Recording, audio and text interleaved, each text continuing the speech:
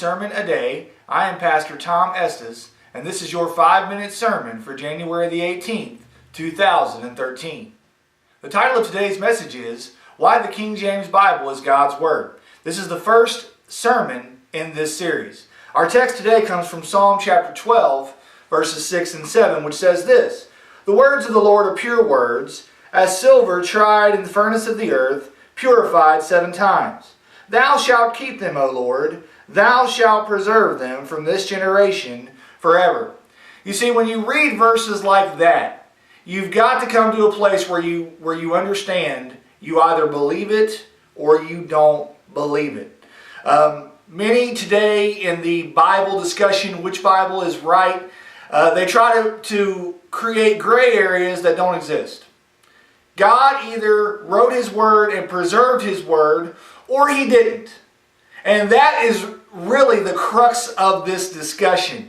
And it amazes me how many claim to be Bible scholars, claim to know anything about God, but then will stand up and say that God did not preserve His Word. And really when you say He did not preserve His Word, what you're actually saying is that He cannot preserve His Word. Now, the thing about God's words are they're either pure, perfect, and holy, or they're not. The other thing about God is that you either believe that God will preserve them, or you believe He won't preserve them. Here's the thing about God. Only God has the ability to make such a claim, that His words are perfect. Only God can make that claim. And if God is God, then He must make that claim. Now let us take a look for a moment at what we know about God. Number one, God is all-powerful. Jesus said as He was about to give the Great Commission, all power is given unto me in heaven and in earth. You either believe that God is all-powerful or you do not. And the thing about God being all-powerful, that is not saying that God is the most powerful. That's not what that's saying. To say that God is the most powerful being in the universe is a slight and an affront to God. God is not the most powerful being in the world. God possesses all of the power. All of it.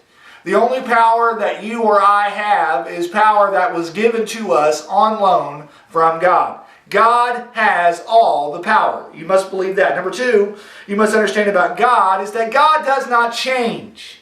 Hebrews 13 verse 8, Jesus Christ the same yesterday, today, and forever. You see, if God were to ever change, it would make Him imperfect. Because to change from one thing to another shows that what you were is not as good as what you are. God does not change. Thirdly, God cannot lie. Now, there are some that find issue with that as far as saying that God is all-powerful. Because you say, how can God be all-powerful if God cannot lie? Well, not being able to lie is perfectly consistent with being all-powerful. Let me explain why. Lying is purely and solely the result of weakness. The only reason you or I have ever lied in our life, it begins and ends with weakness. We're afraid to tell the truth. We messed up, therefore we feel the need to lie. Every lie is born out of weakness. And if you are all-powerful like God, there is absolutely no way you would ever be able to lie. And then the last thing we must know about God is that God is not the author of confusion. The Bible tells us that, 1 Corinthians 14 and verse 33. God would never create a confusing scenario. Let me ask you, is it confusing to have more than one Bible? Is it confusing when these Bibles contradict each other? Is it confusing when the New American Standard Bible says that somebody besides David killed Goliath? Is that confusing? Because it seems kind of confusing. It seems like it's a bit, I don't know, it seems like it doesn't quite make a lot of sense. But see, God is not the author of those things. God never creates confusion. God is totally powerful. God does not change. God cannot lie. God is not the author of confusion. When you consider those things, the only logical conclusion that can be made is that this same God that we have talked about would only have one Bible. And for English-speaking people, that Bible is the King James Bible. It is the only Bible that has ever been used in revival. It is the Bible that most of the people in the world who are saved, that's the Bible that was used. It is the Bible God has blessed. It is the Bible God has preserved. It is the Bible that God has used in more ways than we could ever discuss, whether this sermon were 5 minutes or whether this sermon were 5 hours.